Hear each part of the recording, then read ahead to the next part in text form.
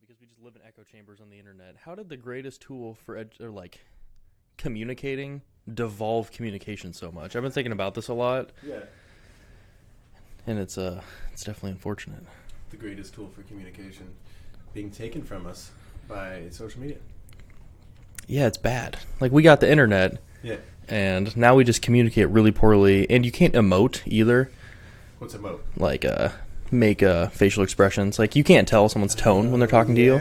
So, like, if you say something controversial or politically charged, and then somebody makes a comment and you perceive it as snide, if it's like a question, every time somebody else makes that question, you're just going to assume that they're being an asshole.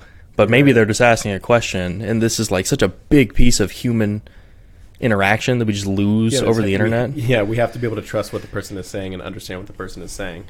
I mean, if we're completely having different conversations and we're posturing towards every single thing the other person says, they don't actually get to communicate what they need to communicate. And it's unfortunate. It's really bad. It's just not what I want at all. All right, well, so we will touch back on that, but we are in for the Junkyard Love podcast. Spencer Hicks, welcome aboard again, my friend. So we got Spencer on again today. Spencer is someone who, him and I will be having many conversations regarding, I don't know, just the exploration of consciousness and life and everything that comes with it and how to take care of this meat pot as you do so on the way, all these things. But so I have one live conversation with Spencer. It's great. I enjoyed it. It was awesome. But we actually recorded last week. We're going to try to do as often as we can, once a week, every 2 weeks, whatever. But the conversation went, it was total butthole. And we were both texting each other afterwards like, hey, how were you feeling on that? And we're both like, it sucked, I suck, let's delete it. So what we're doing here is, the reason why I bring this up is because, no, I'm not going to post it, but I think that the importance of failing out loud is something that I want to keep prevalent on this podcast. I think just being honest about, like, sometimes I'm not the best host. Sometimes, like, I've only done 15 of these damn things. I'm not a podcast host. Like, I didn't go to podcast hosting school, you know. And also my guests, when they come on, they're not claiming to be professionals of anything. Like, last time I was kind of questioning Spencer as if, like, okay, so what can you tell me about the supplement industry? You know, like, he's some sort of genius about it. And so anyway, I just want to round out that I'm just a DJ, audio engineer, person with an, I don't know, intricate life with a different aspect that people seem to like to listen to sometimes. So I'm not claiming to be any expert. If my guests are experts on things, I'll include that in the comments. But otherwise, we're just having conversation. And I don't know. I just want to clear that, Spencer, because I feel like last time I kind of put the pressure on us to, like, be like, okay, man, within the first 10 episodes, we got to explain to people this, and then they got to know what enlightenment is, and they got to know what supplements they should take every day, and what morning routine, and middle of day routine, and end of day routine, and all the times in between. We got to make that all pristine and perfect for everyone. So anyway, don't want to overthink things. So today, Spencer and I,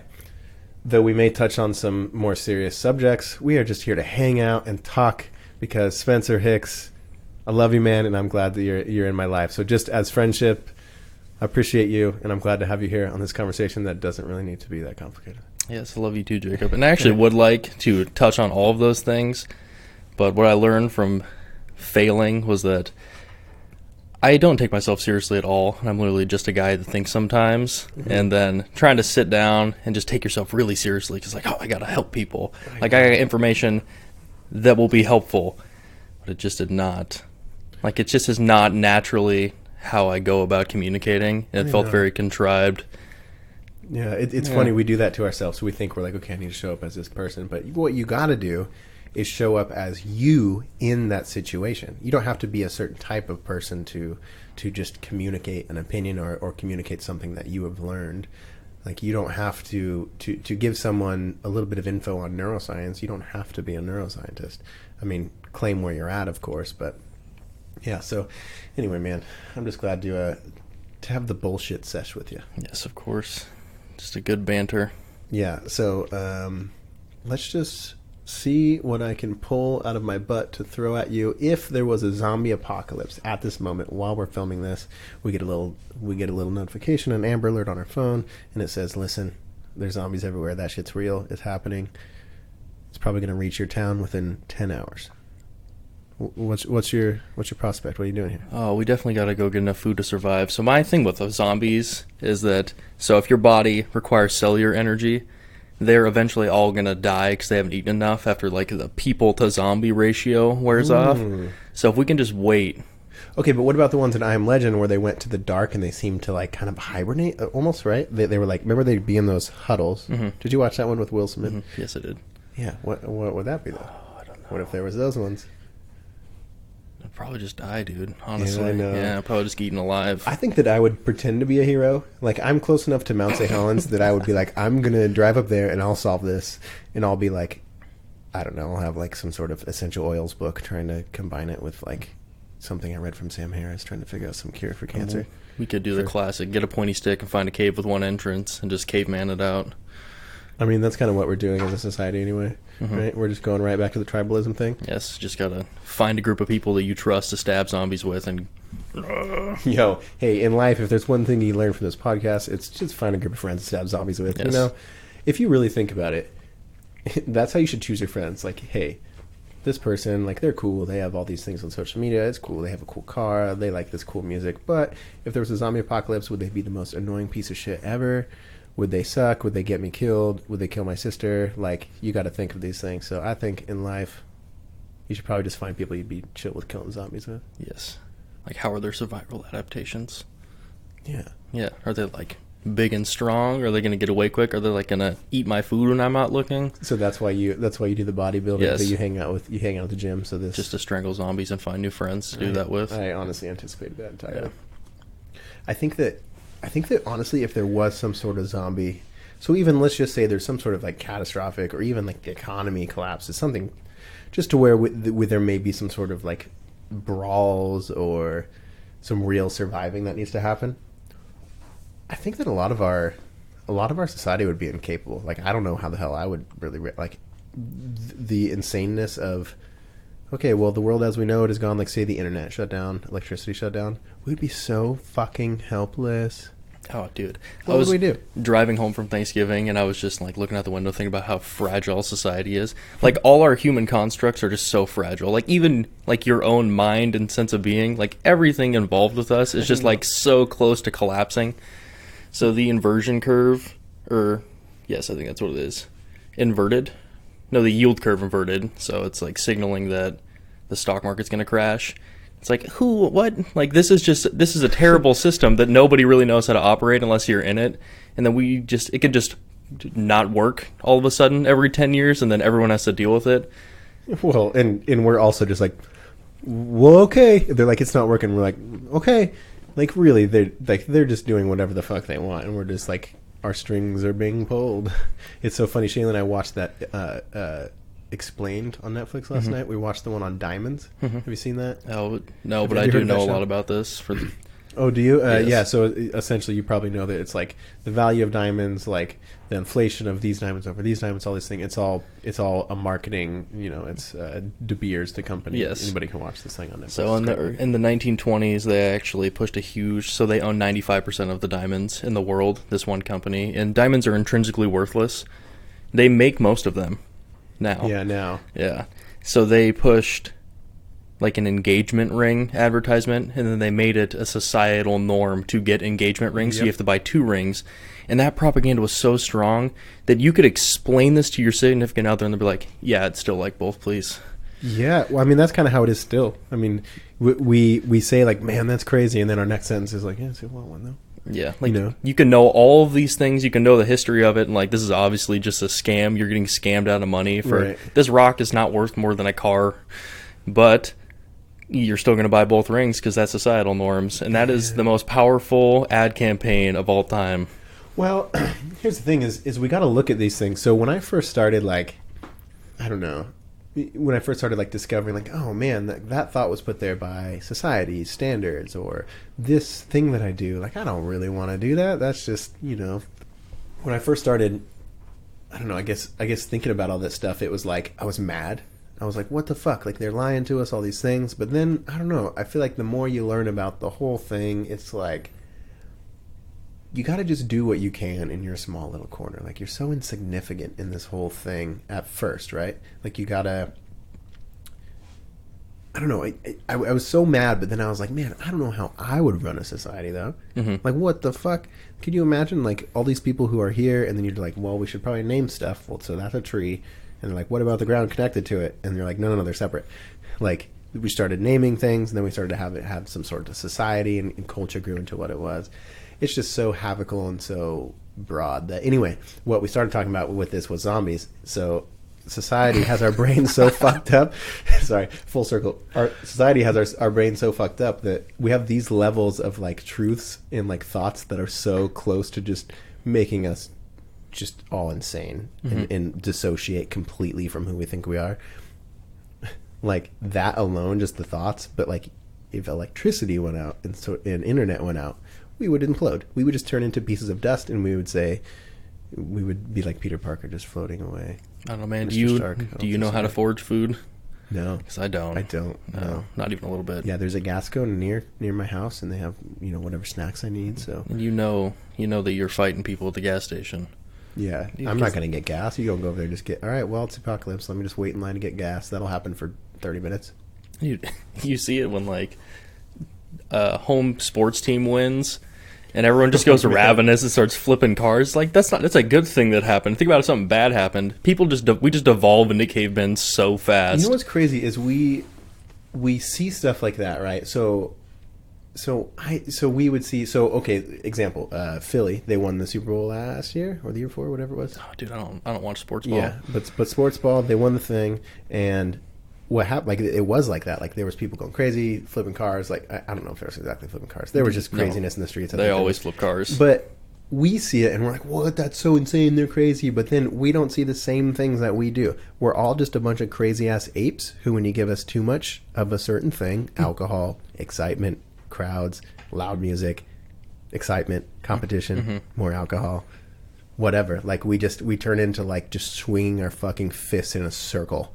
We're just, like, it's so rambunctious. But we kind of see it as, like, oh, they're crazy doing that thing. But we don't see that us as individuals, we all have our own little bit of monster apeness that we kind of have to. Oh, yeah, there's a monster inside all of us. Definitely. Yeah. Well, you get that big mob mentality. It's like, okay, somebody threw a chair.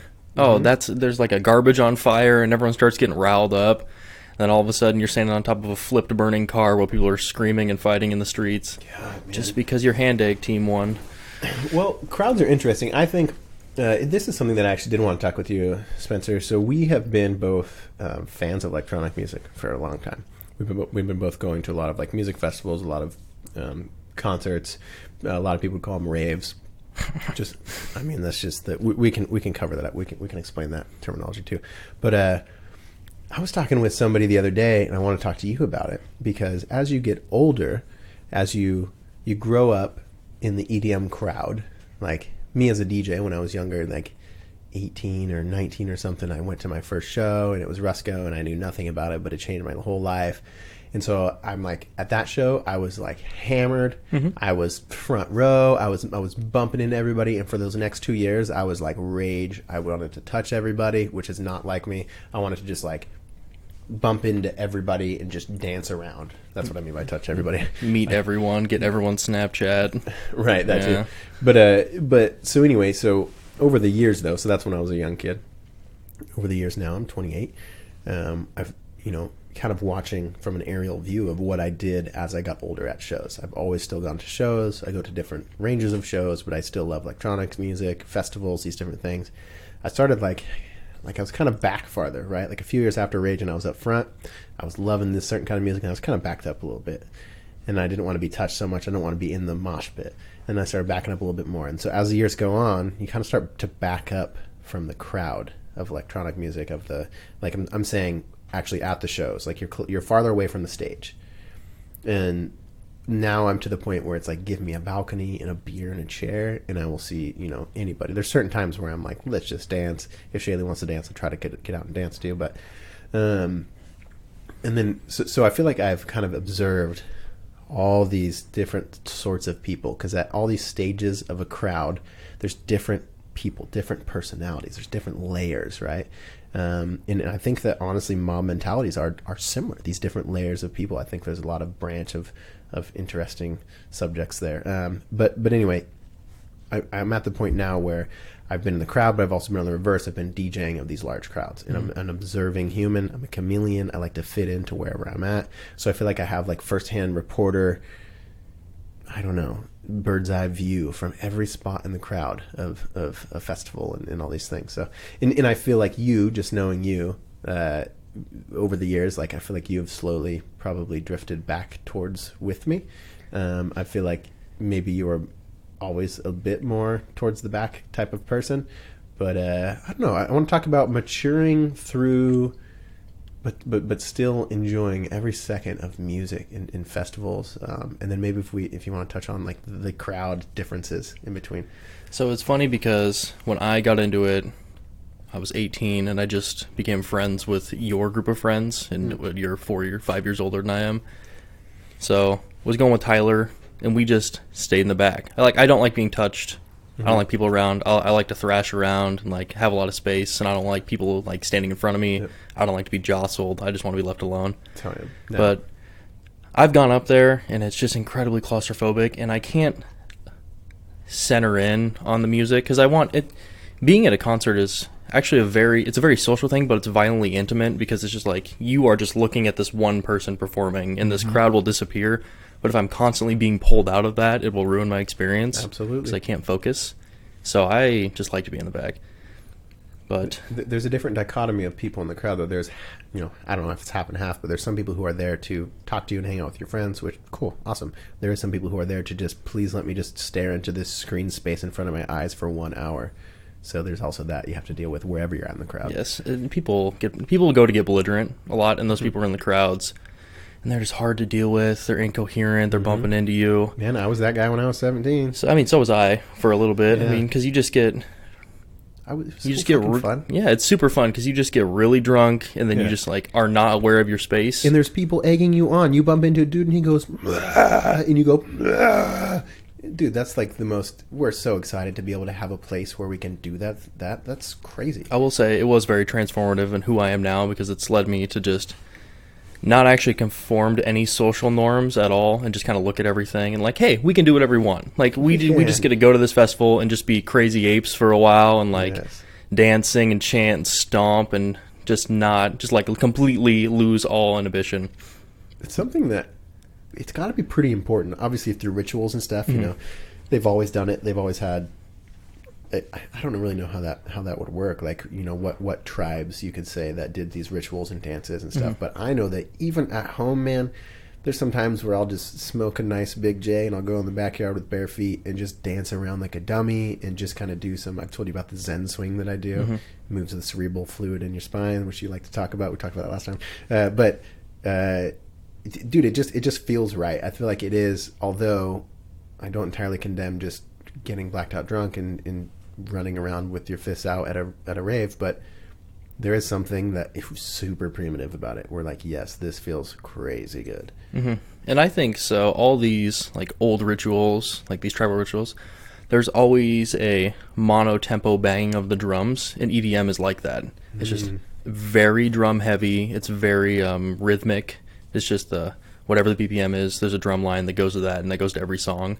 So you almost get entranced to these things. Right. And like as the day goes on and you get a little more tired, and like you just slowly boil down who you are, especially if it's like day 3 of a festival and everyone is like on autopilot, you just get this real caveman ape behavior where everyone's like chanting around doing weird stuff. Like just though you will witness the weirdest things if you go to an EDM festival, and you're just so okay with it. Oh, it's wonderful. Oh, it's great. It makes you feel very whole. I mean, I actually haven't been to Burning Man, but I imagine that Burning Man is like the ultimate example of what we're talking about. But there's so many festivals that it reminds you of like what's really going on here in life, really. I mean, I know a lot of people, like if you don't know much about like the EDM rave scene and you see it from the outside, I get that it looks insane, but it kind of is, but it's great. Oh, it totally is. It's supposed to be, is the thing. It's supposed to be exuberant and loud about it, certain things, but it's when you're in it and you let yourself be in it, and that's an important thing. Going there, taking pictures of people, like making fun of people, saying yourself as separate than them, being too cool, whatever, you don't really get the experience, right? And you're the one losing too. If you can, the moment you get to let go and just flail around. Yeah. Because I think that when you stop dancing, singing, and chanting is when you lose your inner child. Right. And this is like the greatest expression of that. You just go with everyone you love to this thing away from everywhere. It's like in the most beautiful spots. You get to see the sunset, and you just jump and dance around, thrash your body. And I will just, and I've found myself just dancing all the time now from it. And I've just always, ever since then, really like sunk into music a lot more. Like I save all my really aggressive music, 'cause that's what I like, the really aggressive EDM, just for the gym. And I was like, be dancing around, not paying attention to anyone. And it just is it's a way more enjoyable if you can just not allow other people and what they think to dictate what you do, because you will enjoy yourself a lot more. Well, and the more you do that, the more that it trains you to do that later. So, like, I mean, being self-conscious is a huge thing, especially like at shows when you're like kind of fucked up and you're trying to dance around, but then all of a sudden you have this self-conscious, like, man, people are looking at you, you look kind of drunk and sloppy. I mean, you're going to start getting self-conscious and not have a good time. So training yourself to not care what other people are doing, even if you're just at the gym, even if you're just waiting in line at the DMV, whatever, dance around if you feel like it. And it's great. Once you get to the point where it's like, man, fuck it. I just don't care. I don't care what anyone thinks. Like, I'm just going to do me, and I'm going to have the best time I can.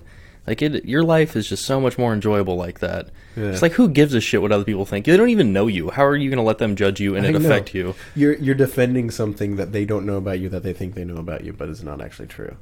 What? Yeah. Why would you do it? The only people I ever let their opinion affect me is people that are close to me and that I also respect. Because it's like, okay, you know who I am, and if you have something critical to say, I really respect that.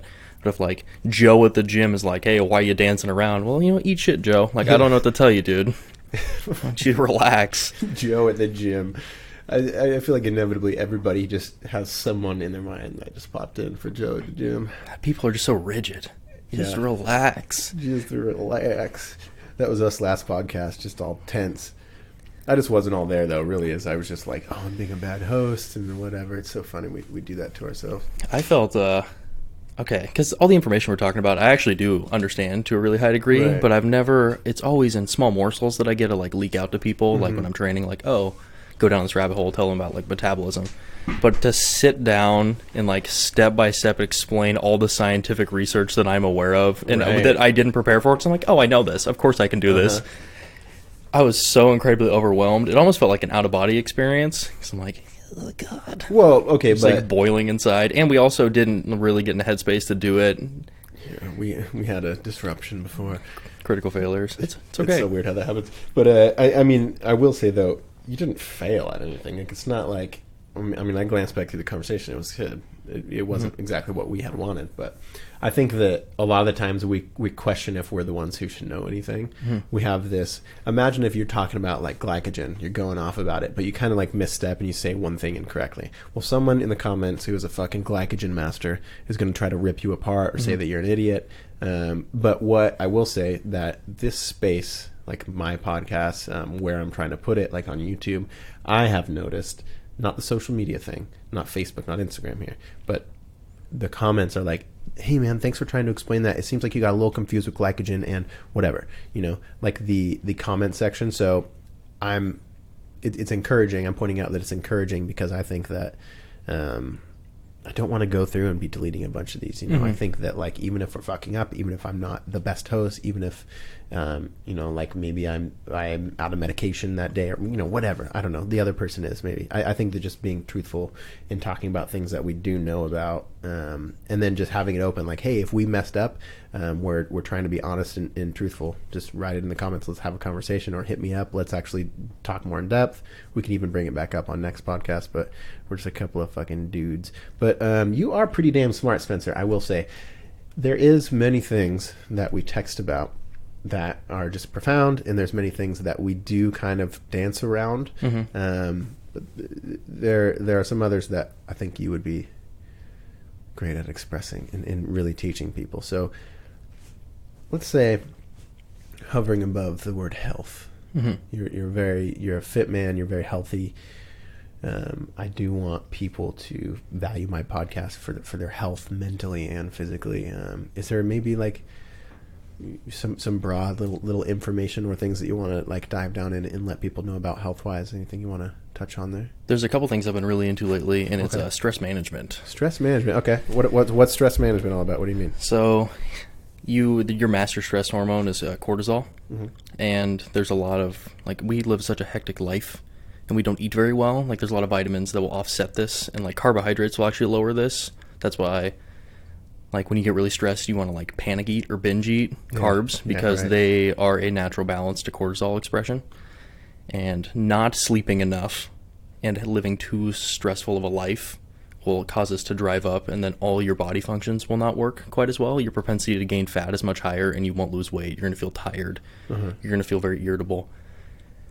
So just focusing on that. And that's why a mindfulness practice is great, because it's the perfect temper to this. Like, our bodies are not evolved to live the way we do live, like the day-to-day business lifestyle. Not this quickly. No, it's too much. It's so overwhelming, and people put so much on their plate that they just have an extreme stress response all the time.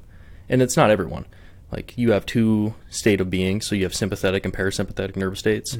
Sympathetic is like stress, go, compete, like just a high stress, very high strung people. And then parasympathetic is like mindfulness, eating, resting. And a lot of people are either one or the other. Like, I'm very parasympathetically driven, so it takes a lot for me to get like excited.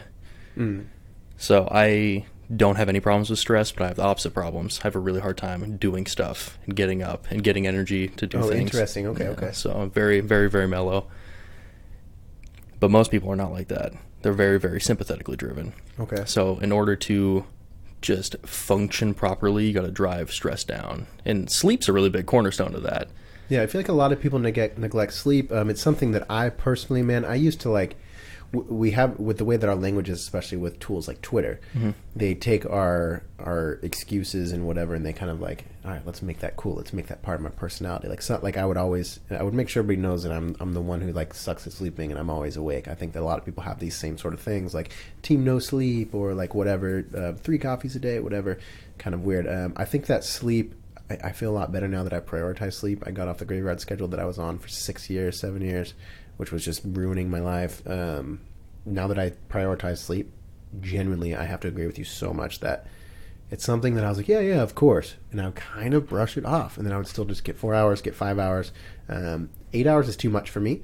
But like 6.5, 7 hours, I've learned what works for me. And if I have like long meditations during the day, I actually can sleep less too. So that's another benefit of meditation. Once you get going, not at the beginning, it's a little confusing, but once you get a regular meditation process, you actually need a little less sleep in some cases. But so we talked about sleep. So I guess just the mental health when it comes to fitness. So I think that even going to the gym when you're just like at this high anxiety level, this parasympathetic level, or the opposite, sympathetic, right? Yeah, sympathetic.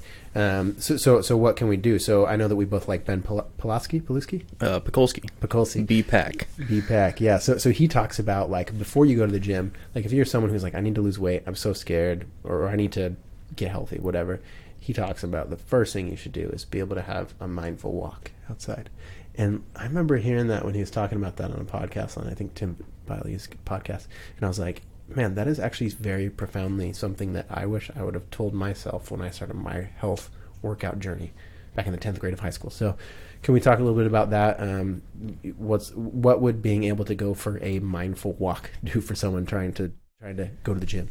Well, just mindfulness in general actually does revert back to just lowering stress hormones and just kind of getting into a more parasympathetic state.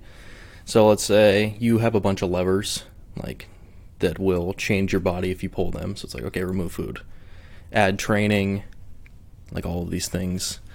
If you have got a master lever, which is sleep and mindfulness and like keeping your stress hormones low. And when you don't do that, the other two levers are not going to work when you pull them. So your body's just not going to respond to any of these things if you don't just set it right in the first place. Right. So it really does all start with the centering of the self. Huh. It's very important. Yeah, it definitely is. So so somebody who Yeah, that's super true. When you go outside, so let's say go outside and go for a walk before you go to the gym. Mm-hmm. You go outside and you'll notice that I think going for a walk with no headphones or no music putting in, I think it'll be enough there to realize like, oh, maybe I am like a little more anxious. Maybe my thoughts are actually thinking about all these things. I'm thinking about all these things I should do. I'm thinking about why am I going on a walk? I don't have all this time, blah, blah, blah. So just by going on a walk, I think is where you're able to gauge where you're at least. Mm-hmm. You can, and you can say like, okay, as I'm doing this, as I'm going on this walk, why am I doing this? You can answer these questions for yourself in your head, and you could calm yourself like, oh, okay, I am going on a walk because even though life is crazy, I do have time for this moment. I don't have to be all stressed out right now. Because I think that we take that to the gym. We're like, okay, I have an hour. I need to perform for the hour. I need to show up, all these things. But I think that the way that an advanced athlete trains is very, very different than the way a person who just got into the gym, who's trying to get healthy or is just trying to live a healthy life, trains. Yes. Because, performance is inherently not healthy. Like there's a slider, like or a spectrum, and it's not training, unhealthy, and then right in the middle is like I'm training for wellness, like I just want to maintain muscle, maintain my body weight, or even like lose some and just be generally healthier. And then you get to performance where you're trying to put as much muscle on as possible, be faster, stronger, bigger every day, and that is also not healthy. I'm not saying don't do it. Like if this brings you a very large sense of accomplishment just to see changes in your body, do that. Just be aware that there's going to be a toll that is paid in other places. But I think people when they first start, they go off on those journeys thinking that they need to do one of those two things. Mm-hmm. Right? Well, yeah, of course I want to have the abs. I want to be big burly man, but I mean, those a lot of these things for a lot of people aren't like quote unquote possible with the lifestyles they're living. So it's like I want to have all these things, but I also still want to be able to work my job and enjoy my time with my dog and my like. You can't be shooting for goals of abs when it doesn't fit your lifestyle if you're not willing to switch around the lifestyle. So I think it's kind of silly. Like I think that so many people don't know a goddamn thing about health, and who wants to admit that we know nothing about our own body that we've been walking around in for almost 30 years, you know? And we just had a conversation earlier about, even the disadvantage from young people and old people. Old people, who wants to, old people is a huge generalization here, right? But old people, who wants to, listen to some 20-year-old kid who's telling you about your workout plan or you about your whatever, because everything that you learned in high school like is different now, and it's not really, we've kind of uncovered some more things about it. I don't know. I think that being able to be told that you're wrong in the health world is a huge fucking thing. It's a huge thing that needs to happen. I don't know. What else can we dance around with in newbies going into the health world? Don't get married to any ideas, please. Yeah. Dogmatism ruins fitness. I'm a keto guy. I'm this, I'm that. Because you have such an individual biology and genetic makeup that just because it looks good in the person that talks well on the Instagram does this doesn't mean that it's going to work really well for you because you have your own bioidentity. So of course, if that works for him, you would think it would work for you, but it's not a one-to-one. We're not even close to the same. You're not them. And that's fine. And that's okay. You just need to not get married to anything and just treat all of this like a big science experiment. Like, hey, let's try things out. Small variables, change them. Okay, how did I respond to this? Did I respond well? Okay, let's keep doing that. And then slowly find the foods that like you, not the foods that you like. Find the exercises that like you, not the ones that you like. And figure out what you respond well to, and then what you like. Do you think that the way that our society is, we have a little trouble feeling allowed to analyze ourselves in such ways? Like, it's like, sometimes I feel like the doctor is the only one who could tell me about my health. You know what I mean? Like, if you're not this weight at this age and you're this male or female, then you're not healthy. And so we're like, oh, well, we don't know how to control it. We don't know what to shoot for. And so we shoot at these stupid targets. I think that going back to mindfulness, going back to being mindful about your health and mental health, gives you the ability to say, like, oh, I can assess my own fucking body. Like, I think, dance around this very carefully and don't be naive, but I think even medications, I think we take these medications and we don't know a damn thing about them. We know only what one person told us about it, and we're like, hey, what does that do? And we say, I don't know, and, read the label.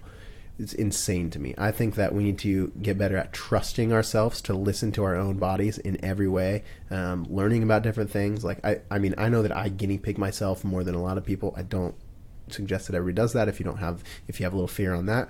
But I think just trying out what works for you. You know, like I worked out in everybody else's ways for years and years and years. And I had many fitness goals that I met and that I failed at, and I've been strong, I've been fast, I've done tons of like all these races that I really seriously enjoyed. So I don't like regret any of my fitness journey, but I will say in the last year and a half, I've completely flipped it around. Like I don't go to the gym anymore because it's not what works best for me. It's not how I feel the most healthy. Mm-hmm. I mean, honestly, the most healthy thing for me seems to be laying on the carpet doing yoga for 15-minute increments in between working on the computer all day. Mm-hmm. So I think that learning about your body in every way is one of the more important things, and mindfulness, I would say, helps with that. Yeah. You are the proud pilot of a meat vehicle, just like all of us, and I feel like it's everyone's duty to themselves to just understand, one, on a utilitarian level, how biology actually works. Mm-hmm. Like, you need to just have a baseline idea of how these things interact with your body, why you're doing them. Like, everything you do must have some kind of purpose or goal, or you will never be able to actually see if it's working. Like, this is a very bad science experiment if you don't have an end goal in mind. And then, also, don't let doctors tell you what's best for you. Right. Like, you have the internet. Go use it. Okay, but people are going to hit up the internet and they're going to WebMD. The first thing that comes up is going to tell them they have colon cancer, and they're going to be terrified. Don't do that. Actually, if you have any fitness questions, message me on Instagram. I promise that what I've tried to do is have the most nuanced opinion that I physically can and take everyone into consideration as much as I possibly could. Right. Because it's never a yes or no answer. It's always an it depends answer, and you just must try these things. And it would be a shame if you go through your whole life and you just never feel what's best for you. You never try the things that are the best. Because what if there's so you have like a board of buttons, and those are you, and you only push a couple your whole life. You're just pushing a couple buttons, but you hit like 70 and you push another one, you're like, oh, that's my favorite button. Well, you fucked up because you didn't push all the buttons, dude. Yeah, you could hit that at 69 and that'd be way funnier. Yeah, go try stuff. See what works for you. And failure is not a thing because you learned something. Yo, I couldn't imagine not pushing all the buttons. I'm such a button pusher. I mean, this analogy is carrying to every single corner of my life, me as a person, but I love just I couldn't imagine just not trying all these things out. I think that, isn't it so crazy that we're so... It seems like fear is the word, like scared is the word, right? Like, you know, like you and I are people who explore our bodies, and we learn about these things. Like we were just talking about nootropics. But why is it, do you think, that so many people are like scared? Is that the word? I don't know. What, you know what I'm talking about here? Like, people really don't want to know anything about their body. It's almost like the fear of knowing that this thing could be bad is enough for them to just completely avoid it. Right? Yeah, but okay, it's comfort. It just comes down to comfort. Okay. The devil you know is always better than the one you don't. Can we talk about that primitively too, like evolutionary wise? Can we talk about why we do that? Comfort. Yeah, because why is comfort good? If you're currently surviving now, what's the biological incentive to do other stuff? Because it could risk your life. Right. So the caveman brain doesn't want to just go out and try a bunch of shit, because it's like, hey, we're surviving now. This feels good. This is comfortable. Yes. That's why very dogmatic beliefs are really, people love them. Right. Like, they get really into veganism. They're so fucking dangerous, though. Oh, well, most certainly, because they are devoid of nuance. Yeah. And if you allow an ideology to become a part of you, if people attack it or talk to you about it, it's an attack on you, and you no longer can see something with nuance. Right. So if you get, oh, I'm team this, I'm team that, real deep into these camps, you just have basically shut yourself off from any new ideas.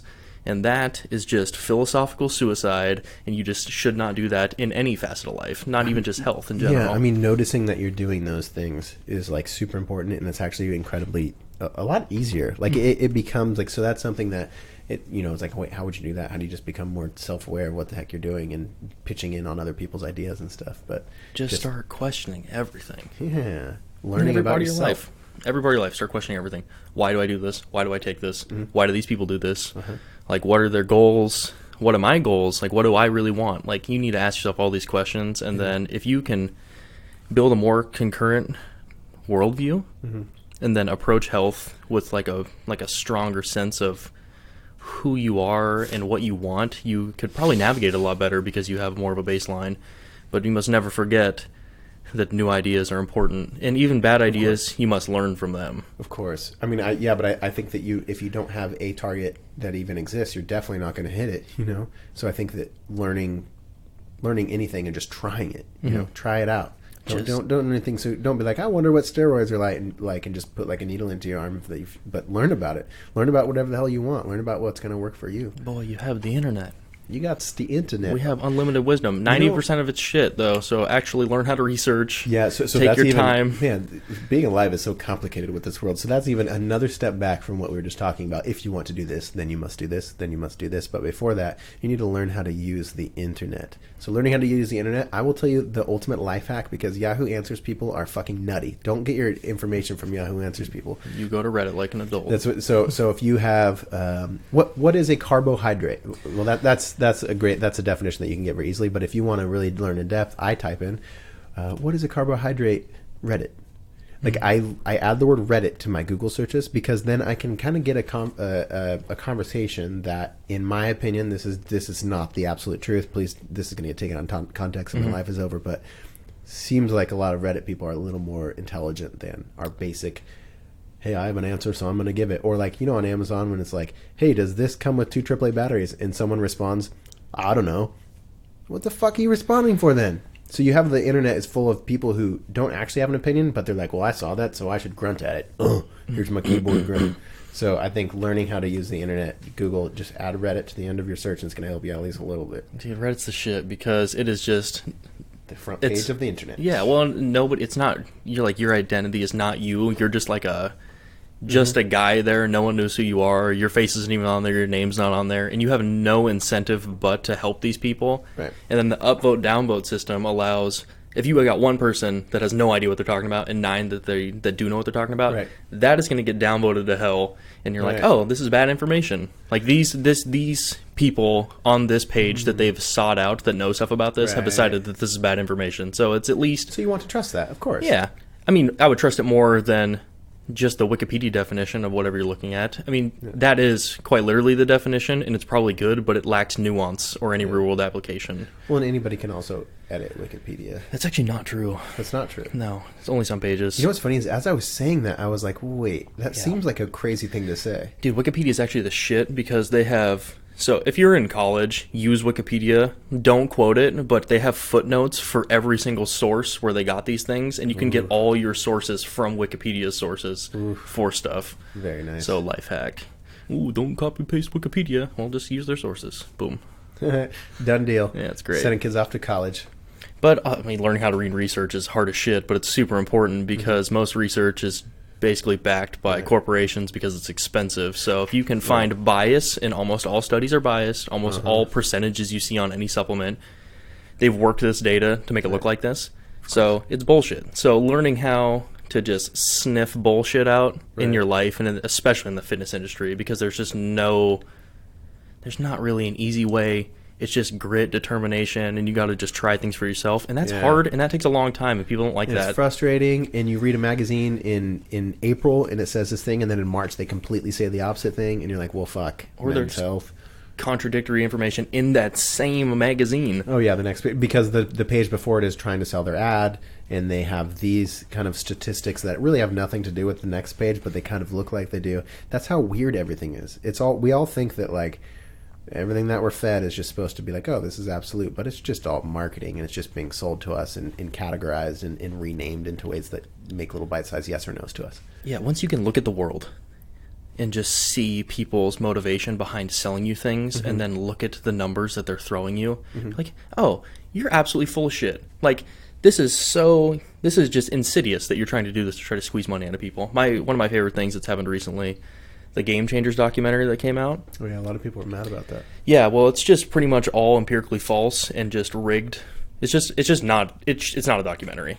It's okay, really so I saw a little bit about it. I know that there was someone on Joe Rogan like 2 weeks ago or something, Chris right Kresser. afterwards. Yeah, and he seemed to clarify a few things for me. But do you have anything else that you want to add? So anybody who has seen this documentary, what's the name of it one more time? Game Changers. Game Changers on. So that's something that I think we should definitely talk about on these things, because just as much as a lot of us get fooled by if it's on the news, it must be true. Like there's a lot of people who like, let's say Trump supporters just put them all into a bin. Like they don't realize that, hey, that's not the only truth that exists in the world. But I think that we kind of accidentally think that Netflix is, if you think about it. So let's make sure that so Netflix isn't the ultimate truth, just so we're clear. So let's clarify the documentary, Spencer. So I actually didn't really want to pick on it all the way, but there is a piece of percentage information in that documentary that really displays my point very well. So it's a high-trained athlete switched to a vegan diet, and in 2 weeks increased his output on the battle ropes by 40%. No, I think it was his bench press by 35%.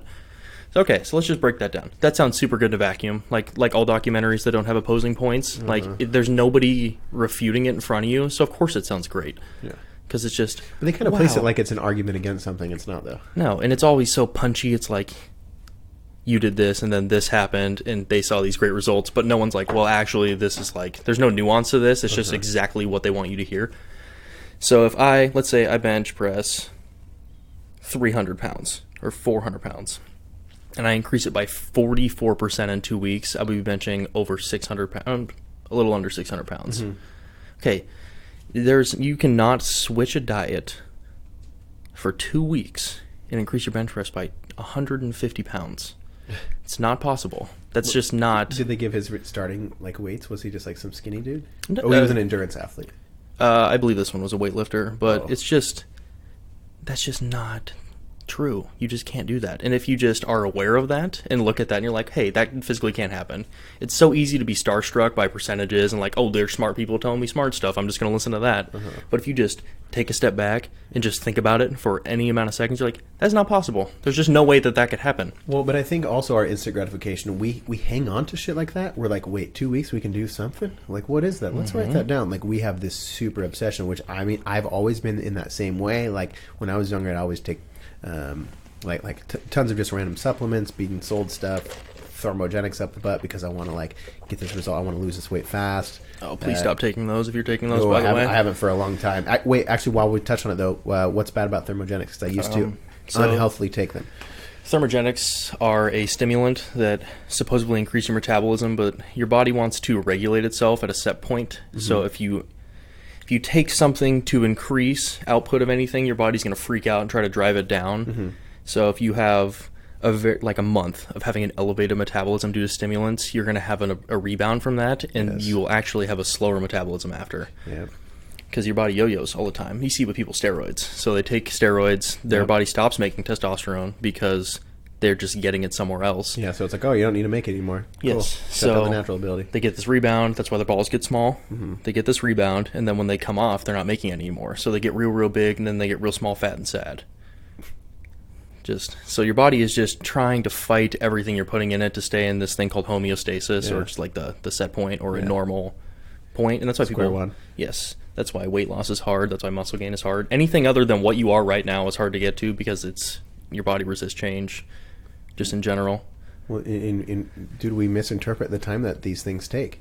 Like we genuinely we don't understand the framing of how health works. We think that okay, I need to get healthy. So how do I lose? Because what I'm referencing on people who are so overweight that they're like, I know that this is going to take me so long, but it's you have to change your look at how health works. Not, oh man, I'm gaining weight, so I need to go to the gym so I can lose that weight, and then once I'm back at 150 pounds, then I can just never work out again and we'll be good. That's not how things work. We need to learn how everyone, in my opinion, should have some sort of athletic movement, stretching, walking outside with no fucking rap music in your headphones, anything. I think that the way that we see health and the way that we see getting in shape and the way that we see diets, we either don't want to attack them or we have the most unrealistic standards when we approach them that we either give up or we go for 3 weeks and we're like, I feel the same and I feel stressed out now, so I'm done. I think that approaching health is needs to be way slowed down. Yeah, if you're weighing yourself every day, stop. Yeah, scales. Wait, okay, hold up. Scales are ridiculous.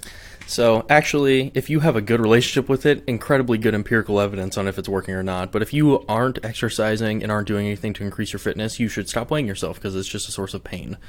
Yeah, if you really think... So think about the thoughts that you think when you get on the scale and it's a bad number. And then think about, what? Why the fuck would that have anything to do with...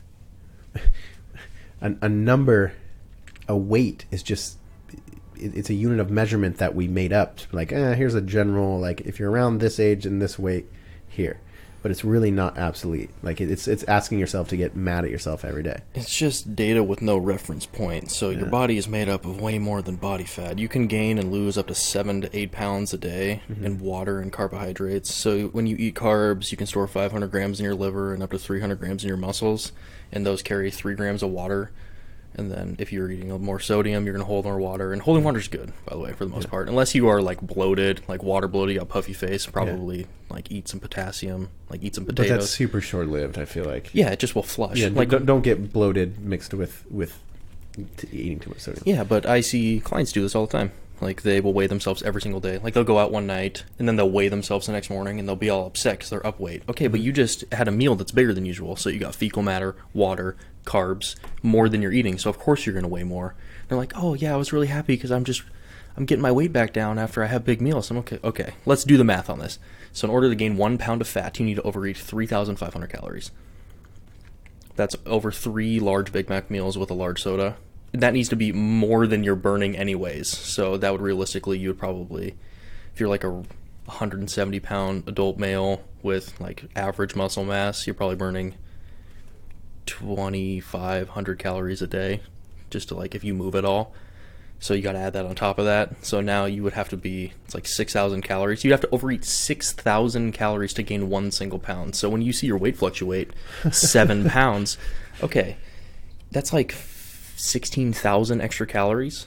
There's no way. That's empirically impossible for you to gain that much amount of weight in fat. So maybe stop worrying about it. Yeah, it doesn't make sense. We put ourselves through these weird mental strains. I mean, I think that we really need to break out of the way that the health industry has made us think and start really taking a step back and be like, wait, why am I weighing myself? Why does that number mean anything? How do I feel? How about that? How do I feel? Does the way that my body is and the way that my health, my mental health affects and works one-on-one with my body, does that equal my lifestyle? Like if you're an archer and you love to play archer and you like to fucking roll around on the ground before you take your shot at the arrow, then you're not going to have a bodybuilder's workout style. You're not going to have the same exact diet as someone who works in an office all day.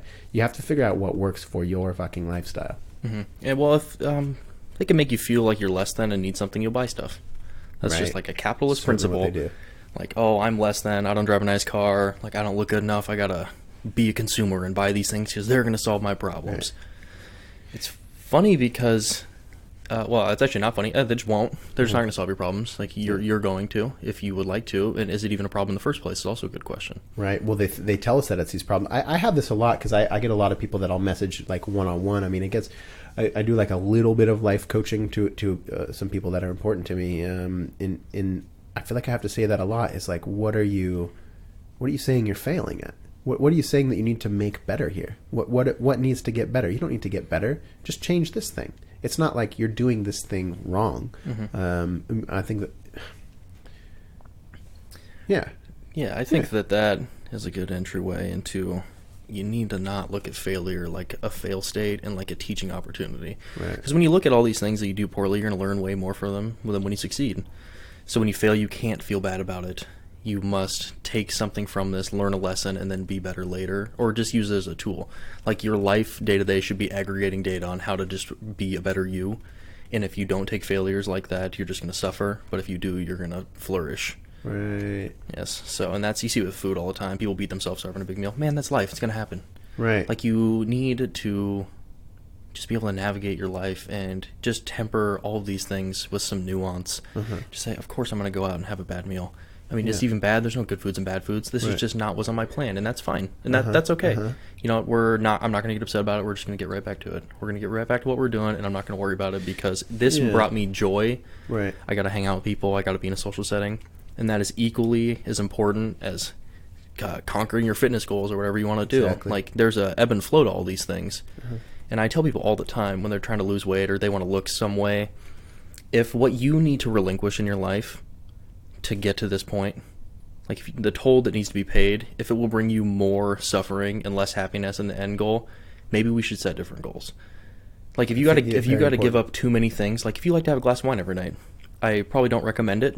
But if that's what brings you a lot of joy, and your fitness goals don't align with that, maybe you should set new fitness goals if that's going to make you less happy.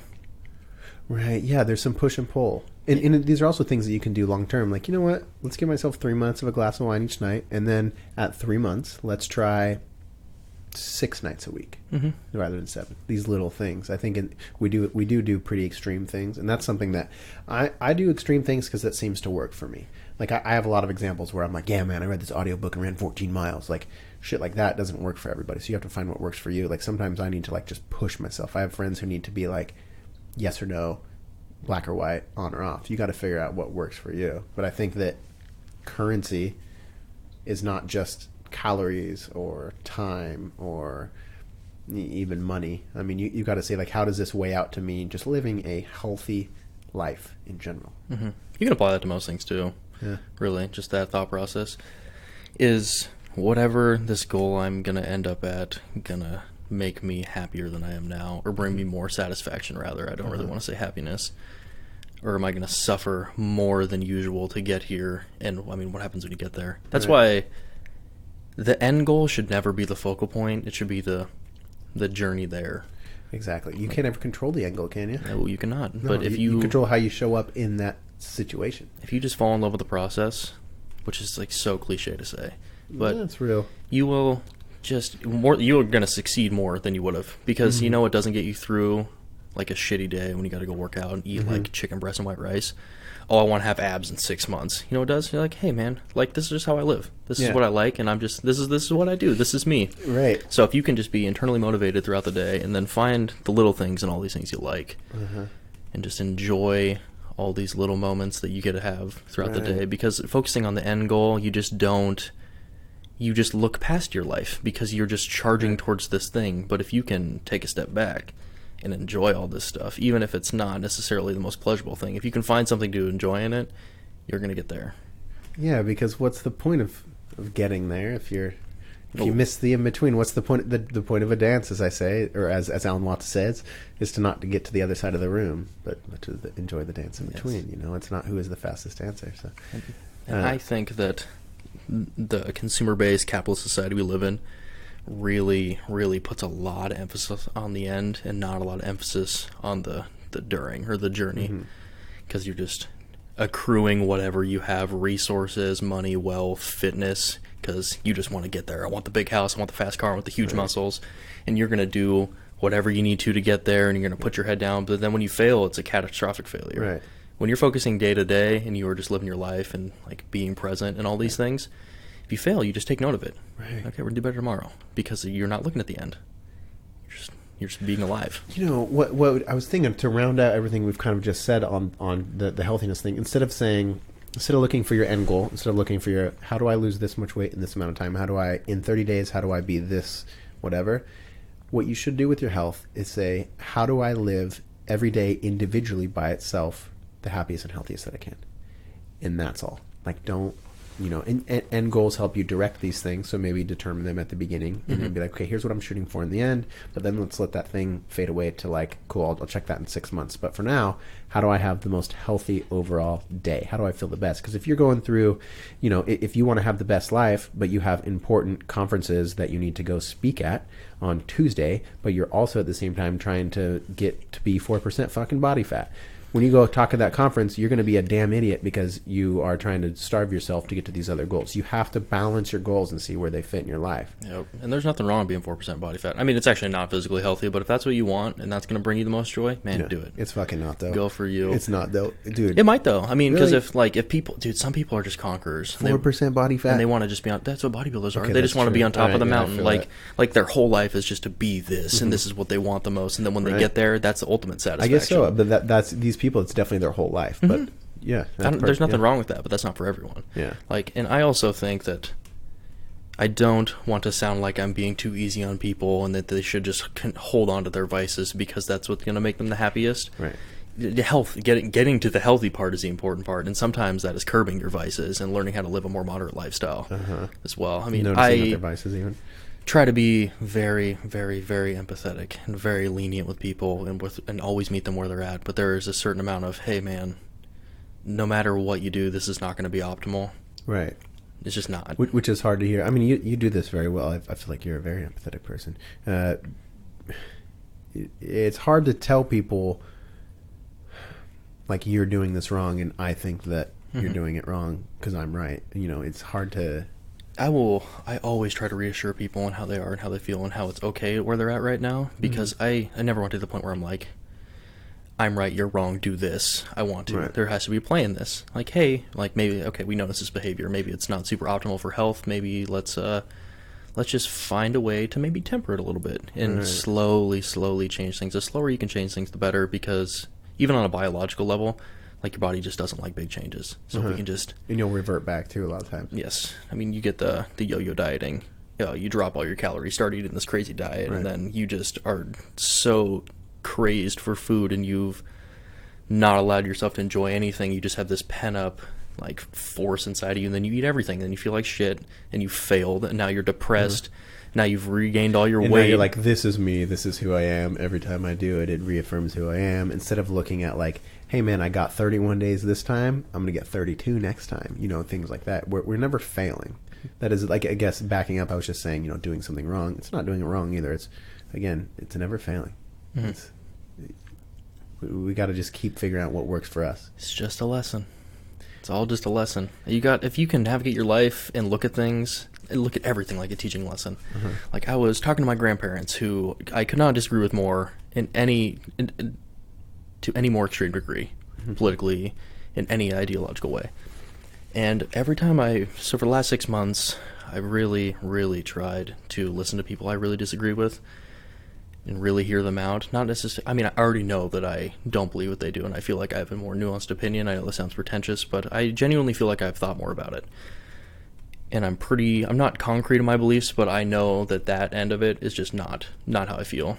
But I need to listen to them so I can understand how they feel, so I can communicate with people like that better. Of course. And then maybe... That's a huge goal of mine in life. Yes. And then if we can communicate better, then maybe I can espouse some of my ideas, and maybe you'll take them, because now we're speaking the same language. I think that, you know, if you think about it, it's kind of what people like you and I, like, this is what this conversation is about. I mean, I want to figure out how we can, like, stop having these stupid conversations, these stupid arguments that are like, hey, you guys aren't actually arguing what you really think. You're arguing someone else's opinion against someone else's opinion. And it's because you haven't learned the correct information. You've been told what you know. I guess. You haven't found it. It found you, kind of thing. Which is kind of what the news has turned into. I mean, so our way of truth has kind of been thrown away. Truth is such a hilarious word in this setting, because it's like, is there even any to find? And that's kind of the problem as well. Well, but uncovering that it's a shaky reality. Like, it really is. You know, there's a lot of people that if they really dove into that question, like, what is truth? And they started writing it down, and they started exploring, like, maybe some wormholes on YouTube. It's super fun. But there's a lot of people who it's like, I don't think it would be mentally stable afterwards, almost. No, probably not. But it doesn't mean you shouldn't try, though. Right. I really think that if anyone listening wants to have just a more round worldview, or sound worldview, rather, just start researching about philosophy. Philosophy has always been kind of guarded behind, oh, this is for the aristocrats, this is for the educated people. Right. Philosophy is for the working folk, the average man. Yes. Like, this is a way for you to make a cohesive worldview and then have deductive reasoning and look at things from a bunch of sides, from a bunch of opinions, and then find out how you really feel. Yes. And then be able to temper results. So when other people are talking to you, you can speak with more nuance. And I feel like that is what we are completely devoid of now, because everyone is so dogmatic. This is what I believe. I'm team this. And anything that you say, because you're not on my team, is just immediately shut down. Yeah, because I'm team this, it means that you are team this. So whatever you say, I already know that you're team that, so it doesn't matter. And they just completely identify with this, and that can do no wrong. Right. Like, all their beliefs are completely concrete and sound, and that lack of flexibility allows for no nuance. And it also doesn't allow people to actually talk to each other as peers, like a back and forth. It's not a conversation. We're talking at each other, not with each other. Yeah, dude, it kind of, if you think about it, I really think about the word community a lot. Think about how community has changed, obviously through technology, but just through time, just through culture. Community is super different now because of the internet. I think that listening to other people's opinions and fighting people's opinions versus yours. We're fighting people in China versus our opinions over here, and it's like, man, everything is it's so different that it's dissolving the word community. We're getting confused about what community means. I think that it's going to be kind of important. I think like the small town community is going to be a little bit rebirthed, and I think that it's super important. I think that instead of seeing, I'm all for like globalization is not the word that I want to end that sentence with, but I think that we should. I do see, in a future, I do see us as being. I don't know. I guess I'd like to daydream about us being like Earth, like we are the species of Earth, rather than just like all these subdivisions. But I think that what's happening with technology, what's happening with all this marketing, with all this lying to us, with all this, what the fuck is happening in all the world of social media and technology is dissolving communities. And let's just touch more on that. Let's round about that. What's your opinion there on communities and how it's been changed and a little bit taken from us? Like in accordance to the internet? Yes. Well, so ironically, the most powerful tool for communication has devolved communication to quite a large degree. Like we did that. It's allowed us to just split into our little corners where everyone agrees with us, and then we just build more radical ideas, and we use different language, so now we can't communicate with other people. So we've now created a language barrier inside of our own language that we both speak. But we're really connected. But are we really? No, we're not. And you can never understand attention either, because people can't emote. They can't use facial expressions, so you can't tell people are attacking you. So like, if one person asks you a question and you feel like it's snide, and it's a front and they don't want to know the answer, they're just attacking you, you will always respond to this like it's an attack, even if somebody's actually asking you this question. So you get one bad egg, and now all these people are just repelling each other, because any genuine way that people try to communicate from the other side is looked at as an attack because someone already did that. So your defenses are always up.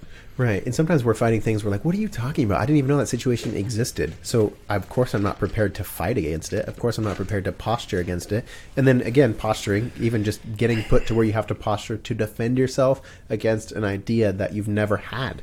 What the fuck is up with that? Yes. That rips us apart. It's unfortunate. And we're also looking at these people like not people.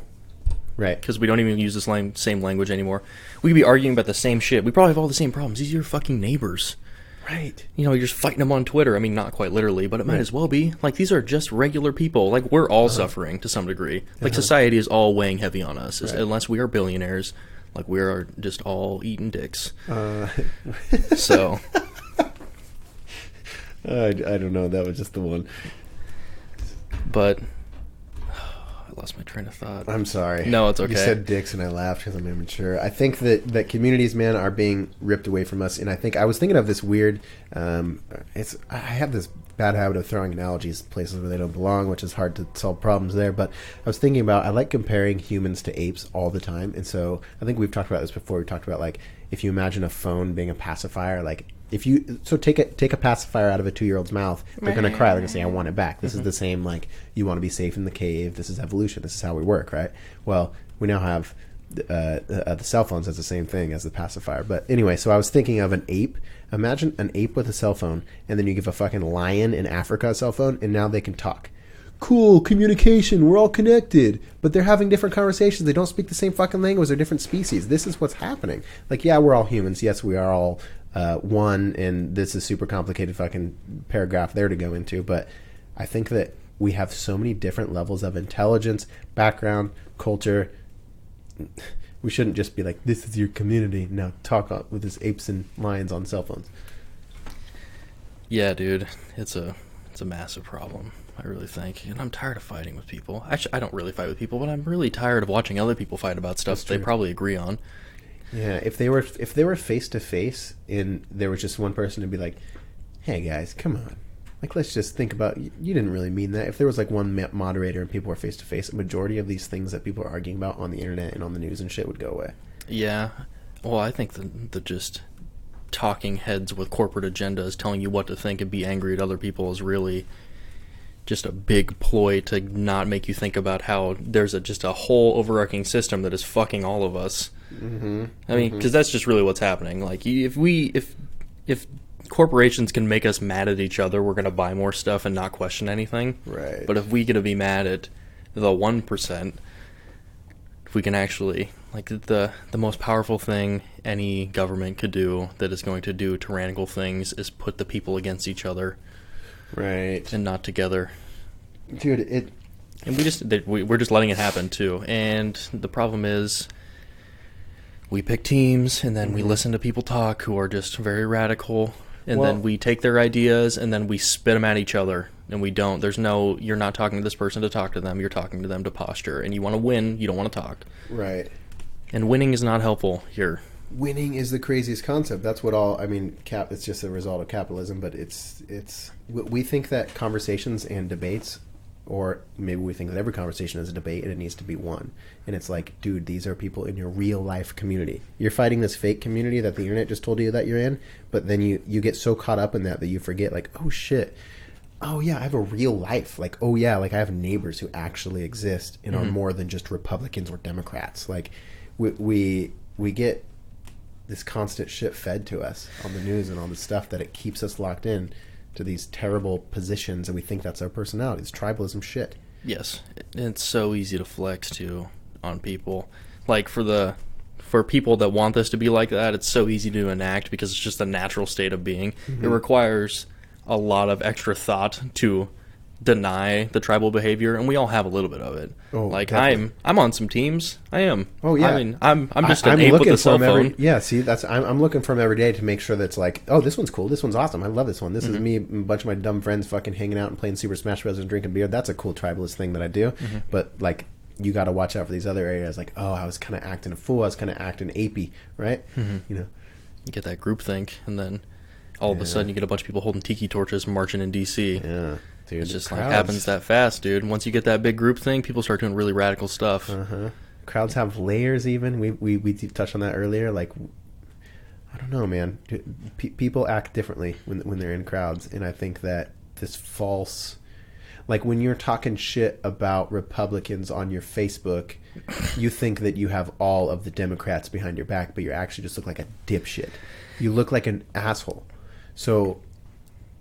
Oh, man, I don't know. I mean, I guess I can't say that. That's not always. And just because you're talking about, again, let me clarify, just because you're talking about these things or political doesn't mean that you're an idiot. But the political whole race is just, it's been, man, it's way worse than, if you're in the whole thing and not outside of it, I think you might have trouble seeing how messed up it is and how the thoughts that you're throwing at these other people aren't yours. You know, like, it kind of makes me mad, frankly. You know, there's people that I love who are, their thoughts are what they've read on the internet. Like they're doing things that I know them to their soul. I know them in their heart, and they're doing things that don't interact there. And I'm like, dude, I know you. I know who you are. And I just think it's unfair. It's not fair. I think that a good cure for that is obviously taking care of your mental health, but just, dude, don't like watching the news, 24-hour news all the time at your work or at your place of business, at your home is not healthy. You don't need 24-hour news. It's not news. It's feeding you stuff. Just getting mad. Yeah. Here's one of my favorite examples of this. So, stereotypically, Republicans are religious. Okay.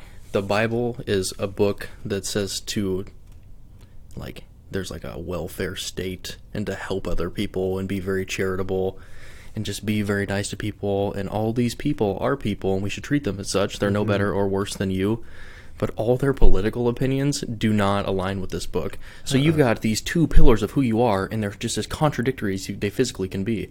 It's like, I can't make a concurrent worldview for you. Like, I don't know what you believe because it's all contradictory, so I literally can't even talk to you. Like, there is at no point in time where I can ever extrapolate your worldview because it's just not one. It just doesn't make sense. So I can never meet you anywhere, and it's very hard. Well, how do people realize that they're doing this? Like, they don't. This is the biggest thing is, I think that what we're discovering a lot of times is like, when you point it out, they feel attacked. Yeah. I mean, there's got to be, that's something that a podcast like this is great because I want to work on ways that we can have these conversations and help people, not just talk shit about them, of course, obviously. So I'm always trying to, like, I wasn't trying to poke fun. That's just something that I've noticed. No, you absolutely weren't. No. I just wanted to be clear on my end. I'm not just trying to like throw everybody who deals with politics into some sort of bin. I just think that I want to make sure you and I know what subject we're talking on, but I want to make sure that a listener knows also. So, no, I just think, but a huge thing that I do notice that is going to be important is podcasts like this.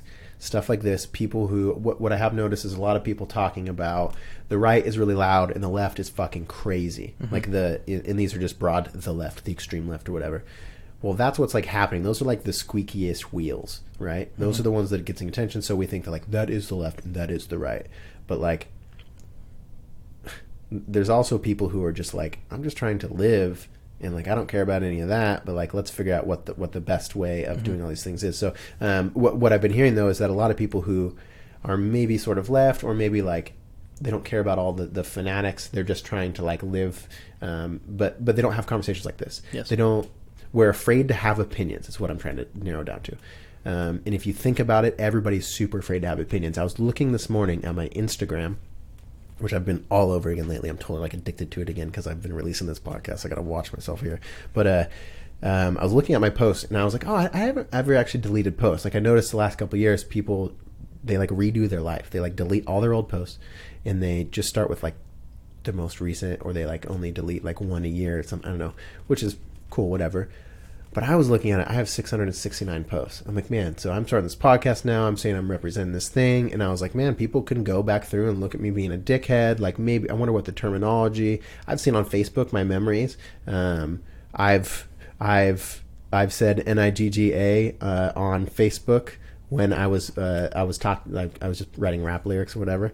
They weren't mine. I was just repeating them from Kid Cudi. But I saw that and I was like, oh my God, like I would be probably like in trouble for saying these sort of things. But man, I forgot what I was pinpointing to that. But I just think that not being able to make mistakes and not being able to talk out loud is making people not say anything at all. So I want to, again, like we started with this, I'm going to fail out loud. Like I've been a dork on my social media. I might have said weird things. Maybe any of my guests have. Like I think that not being afraid of someone trying to like bring you down or like hurt you or like insult you or ruin your life or hurt your opinion has made a lot of people not say a fucking thing.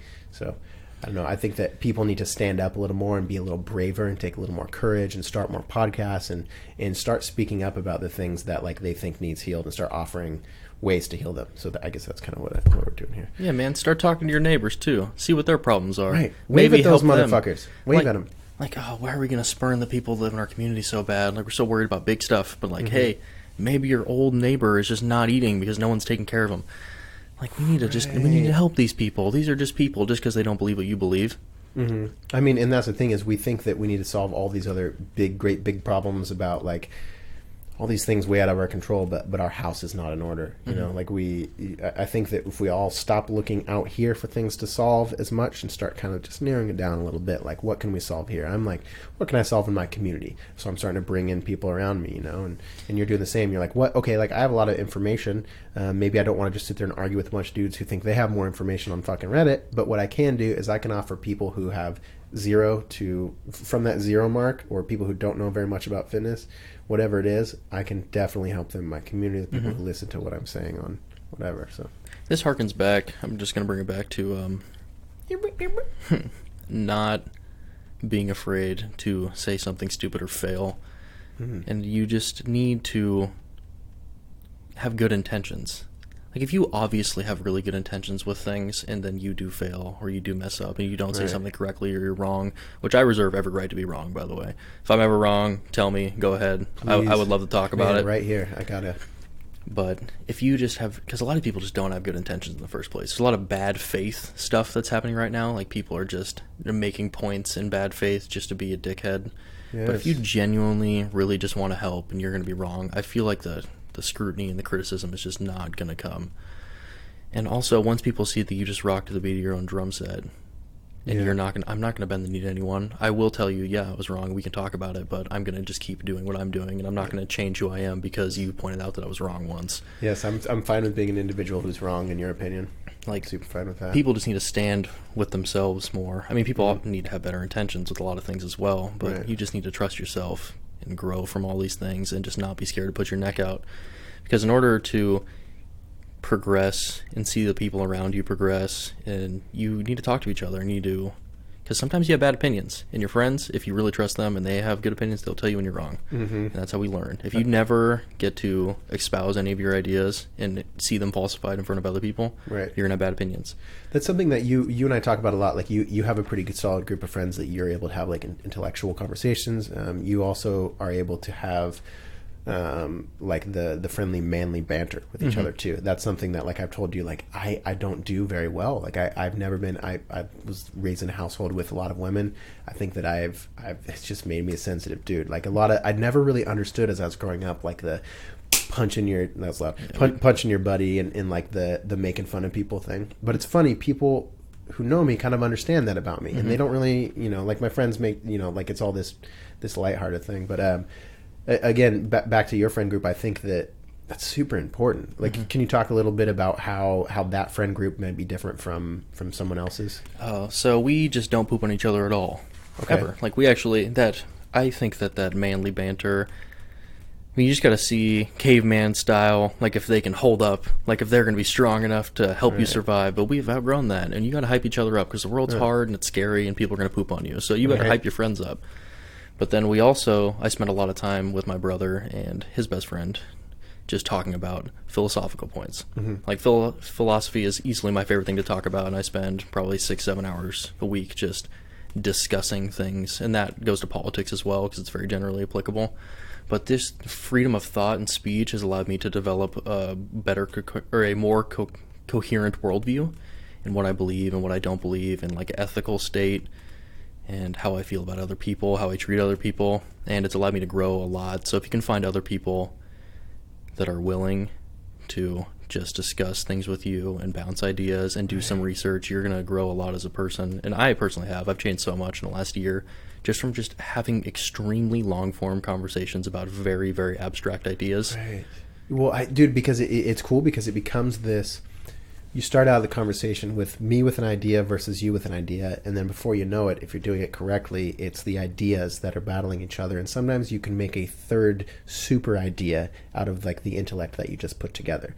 And I think that philosophy-wise, that is like the gold crown. Like that's like what you want. And it's for me too, man. It's we talk about a lot of the same stuff, but diving into philosophy and then being able to take the things you've learned, throw them at the wall of something else that somebody else learned, and then together come up with, honestly, sometimes it seems like an original idea, an original, like, what if this is actually what's happening here? What if this is what might happen next? What if this is what this person is doing? What if this is overarching what's happening here on Earth? Like, whatever. It's just super exciting, and it's you'll notice that those conversations fly by, and they're so fun, and you notice you don't have to stop and think.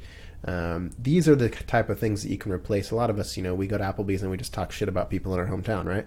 We just gossip. We just pull up social media. Hey, have you seen this newest article? I'm so sick of talking about what recently happened. It's starting to drive me crazy. I think I'm going to lose my mind. So, not that everybody has to just talk about philosophy all the time, right? But I'd be willing to bet that your friend group, regardless of who they are, or one of your friend groups, has some interest in a lot of the shit that you're like secretly interested about. Like bring it up, talk more about in-depth stuff, not about the people nearest to you. I almost never find myself talking about small things with my friends, ever. When we sit down, it's always about big. Is it because you lift big weights? Yes, that's definitely what I figured. Yeah, of course. All the small What do you mean big stuff? What do you mean? Big abstract ideas. So like nothing concrete. No, like he said, she said. It's like more of a. We're talking about concepts, and I'm talking about just big ideas that don't have an answer, and it's just you get to form your opinions with someone else there, and if you have something that's like, hey, if they really are like comfortable with you and you are comfortable with each other, and they rebuttal something you say, because you're not arguing, you're discussing. Like if they're like, yeah, maybe this point you made, this is a fallacy in it, and like this is how I think about it, and you're like, okay, right. So you learn something. And you temper your worldview. Yes. And then as you slowly have a more solid view of how you feel about ethics, philosophy, all these like big questions, you can just navigate your life better because you have a set of ground rules. Right. Like, this is how I feel about things. And this is how I'm going to look at people. And just, if you don't ever have these conversations, you're just going to have this jumbled mess of a worldview where you just don't treat people and do things in a very coherent fashion, and you just kind of act emotionally and wildly.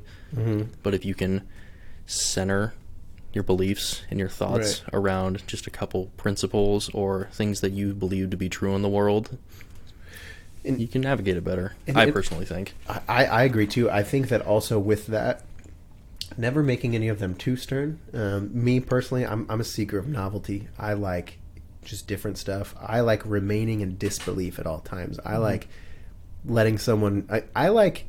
In the heat of a conversation, like if you were a witch, like if you're like a sorcerer, and you're like, man, like this is what I do for a living. Like I promise you, I'm a sorcerer. I'm not going to invite you over to my podcast and be like, I think you're a fucking liar. Prove to me that you're a sorcerer. I'm going to say like, wait, what? That's insane. Like, you know, and I'm being sincere. Like I genuinely want to know, like, what do you believe? Can you make me try to maybe believe it? And I don't have to walk away and say I believe it or not. I can be like, wow, that was a crazy experience. As far as my life goes, man, I just want to experience the most incredible, awesome things ever. And so many people, if you just shut up about your own opinions or your own whatever, and you just let them tell you what they think, your life can be so awesome. You're like, whoa. And you could take little bits and pieces. This morning, actually, something new to me. I'm just exploring like a lot of different stuff spiritually. So I did it yesterday as well, but this morning I saged the room. And I put, like, I found on YouTube, a smudging, whatever, and I was like, instead of just doing this and, like, standing back, like, so what's going to happen? I really let myself dive into this experience. Like, I knew that a lot of people, it's a very ritualistic experience for them. And so I said, let's do this, you know, like, so I put on the correct music, some music that I like that was associated with it. I looked up some, like, you know, chants or prayers to say while doing it, and I really generally had like I did it by myself down here, and I did the smudging, and I said the mantras, and afterwards I went up to Shaylee and I was telling her, I was like, you know, like I feel kind of silly in a way. I do, because I know that like at the root, like I've never done anything like that before. I'm not Cherokee Indian. I don't know what, or that might be a super daft thing to say there, but I will say that allowing myself to experience that whole experience as a human and really just let myself say what if and remain in disbelief, like this isn't exactly what I know, but I really want to experience this thing. If I go into every conversation, every situation like that, my life seems to be just this beautiful, unraveling, wonderful joy map, you know? So I think you do the same. I think you remain in disbelief. I think that yeah. I think you closely do the same. Yeah, I'm extremely skeptical, but I am always there to listen. Yeah. Because even if somebody is saying something that is very not true, just like you know it's false, you at least learn something. You either are strengthening your own worldview or you are learning something about theirs, and you can just, you collect data on people, and it's just nice. And it's nice to know more things, then you communicate better with more people, and then maybe you can trade ideas better if you can meet them somewhere. I've been really trying to be the silent observer. I really enjoy talking. I usually dominate most rooms that I'm in. Like I just speak a lot. So over Thanksgiving I try to say as few words as possible, and I actually learned a lot of things. Yeah. And I mean, just like small things about people, like how I'm actually extremely uncomfortable sometimes. Right. You're like, oh, sure, I'm not talking, and now there's some silence there. Well, I mean, it's just I was in a room of people that I just really, really disagree with in a lot of ways, and it was just they just live their life in such a opposite way that I do, and just watching them just like behave together and talk, it was just so odd, because I'm usually just dominating the room, so of course I would never notice that. But I think that people need to start listening more and talking less.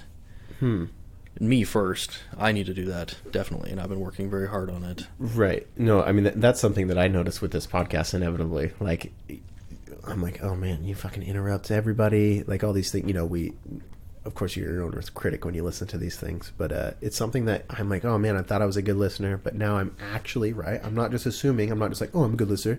I'm actually taking a step back and I'm listening to myself on a podcast. And I'm like, oh, I thought that I was a better listener than I was. There is times where I just get too goddamn excited and I interrupt that person across the table from me. So it's funny, like, noticing what you do, but also noticing what you don't do when you just sit there and let someone else talk. But I also think that something that I individually have trouble with, that I work on, is when I am in those rooms, I'm someone who values my time now more than ever. Sometimes I'll sit there in silence and I'm like, there's so many other things that I could be doing right now that it's as easy as getting up and leaving this room and going to my home and picking up the book that I love. I could be spending this hour right here doing something that I love instead of listening to someone who I completely disagree with. How could you help me with some advice here? How do I practice self-love in this situation? Or not self-love, but self-love, but love and patience. And so how do I remain in these conversations where maybe I'm not trying to contribute, but instead of just sitting here being like, man, like this person's dumb and I wish that I was doing this thing that I really want. Like, how can I enjoy my life when I am in these situations? Like, let's say a holiday event. For example, this isn't a personal experience, but just say anybody who's at a holiday event, they're listening to people that they don't really want to listen to. How do they sit there and not just be annoyed? This might be a little dehumanizing, but I really like to look at all circumstances like this as a utilitarian, like from a utilitarian aspect, as I'm just collecting data on how people feel that I don't agree with. And maybe you can learn something from that. I mean, it's like a social experiment. Like, let's just see what these people are going to say. Like, this is something I don't get to hear, and it's important to hear that. And whether you think it's completely false or not, it's just good to listen. And maybe you can, if you can learn anything from it, it's helpful. Yeah, I think battling everything that you think is false will leave you quite exhausted. I think that just sitting there and let people have their conversation is pretty important. But it is frustratingly hard sometimes. Oh, start thinking about stuff. That's important. Start thinking about stuff. What do you mean by start thinking about stuff? No, just stop barreling through your life and just experiencing things in a headlong fashion, like a cannonball of habits. Like, just take a step back, look at stuff, question everything. Like, why am I doing this? Why do these people do this? Why do they feel this way? How do you do Where that? are they coming from? Give me an example in your life. Like, where do you stop in your tracks? I guess it's a good question, Jacob. I have a couple that I do. So, for example, I started writing with my left hand, and you'd be surprised at how often you reach for a door handle with your right hand. You don't think about reaching for a door handle. When you say, I'm going to get inside the house, you just walk inside the house, right? But slowing down even these little things, I started using my left hand. I started noticing, like, oh, I do this thing in this way. What? Even small things like that, but just observing what you do and taking an outside look. Like, after you say something, if you're mad, be like, wait, what just happened to get me mad? Am I red in the face because I was just yelling at someone? That's kind of weird. Do you have any other things that you do that are kind of like that? Just consciously try to observe people and the situations around me. And when people are saying things that I just don't think are true, I like to think about why they're saying that. Instead of fighting the truth. Yes. Just like, how did they come to this conclusion? And that helps a lot for you not to be angry at this person, because it just humanizes them to some degree. Right. Well, and it's just like little habits that you have. If you could just take note of them, like, hey, why do I do this? Like, is this something that is helpful for me? Yeah. You just do a bunch of shit that's not helpful for you. I mean, I do. I've got terrible habits. We do a lot of stuff that's not helpful for us. Yeah. But you have to add that little flag in the ground, and just by noticing is the thing. I have this. I uploaded a video to YouTube 2 days ago, actually. That was, oh man, it was on the. Oh yeah, it was on the maze. So it was not on, not on the maze, on sand. Sorry. So I had this story where me and my friend Will Heidler, we were walking through, may have already mentioned this to you, we were walking in the sand, and we were having a good conversation about philosophy or something just awesome. I loved it. But we started like picking up speed, because when you're walking through sand, it's just like trudging, and it's kind of hard, and you kind of just walk like a dummy and start walking fast. Well, we kept noticing that as we're having conversation, he would be like, oh wait, slow down. We would start kind of like falling into the sand. Like, you're not really having your own slow momentum of walking, right? You're kind of like, this step is just to catch yourself, because that last step was kind of sketchy. So you're leaning forward, right? You're leaning forward into your life. You're having this conversation, blah, blah, blah. And you're going and you're walking on the beach. And then once in a while, do what my friend Will Heidler said. And he's like, wait, hold on, slow down. And it's funny, because like my posture would change. I would stop leaning forward. I would look back. I'd put my chest out, my arms back. And it's like, it would almost stop me. Like, oh yeah, let's walk slowly on this sandy beach, because I'm having a conversation with my friend. It's a beautiful day. We've had a couple drinks. We've had a smoke. Like, it was a wonderful time, but we kept getting so caught up in like the momentum of what we were talking about that it pulled us out of the present moment. So you got to be in the present moment having conversations about these intricate subjects, not being these intricate subjects fighting each other, right? So I think a lot of the times we accidentally try to fight the truth, or try to prove to the other person what the truth is, rather than learn about their truth and then teach them about your truth and see how that works out together, Just slow down. Slow the fuck down. Slow down. Pick your head up when you're walking, too. Stop looking at the ground. Yeah. and People do that a lot. Yeah, put your they get chest back. the hunched shoulder, staring at the ground. You know, There's a whole world. Why don't you look at it? Yeah. So that's something that, honestly, that's one of the more huge things, which I don't want to dive into now, but next podcast we can mention on is posture. Posture is something, you have wonderful posture. And I remember a compliment you gave me. You hadn't seen me for quite a while, and I was doing better. And you saw me, and you're like, man, your posture is supreme. You gave me a compliment about it because my posture was not good before, and I was like, I was very depressed. Like, it was hard to deal with. But it's funny, like, now that I'm not depressed, my posture has regained. But I will say that I actively work on my posture every day. And it's something that I think really is, there's some science behind, like, the depression part of that. It fucking helps. So there is one of my biggest pet peeves in all people now is bad posture. Because it's just like such a physical embodiment of a lack of confidence and just like you're just hiding from the world. Right. It's something you can change.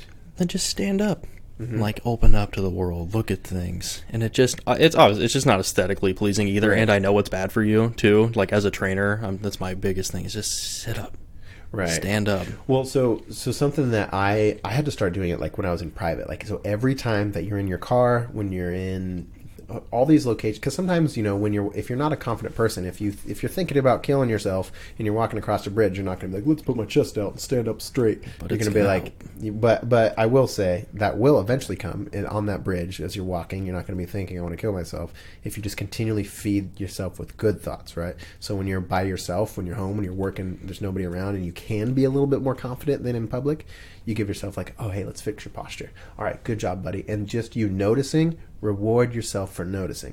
Oh, shoot, cool. I thought about my posture 3 times today. Good job today. Good job, Frank. You're awesome, Frank. Cool. And then those things add up, and then all of a sudden in public you can start walking. So posture, crazy important.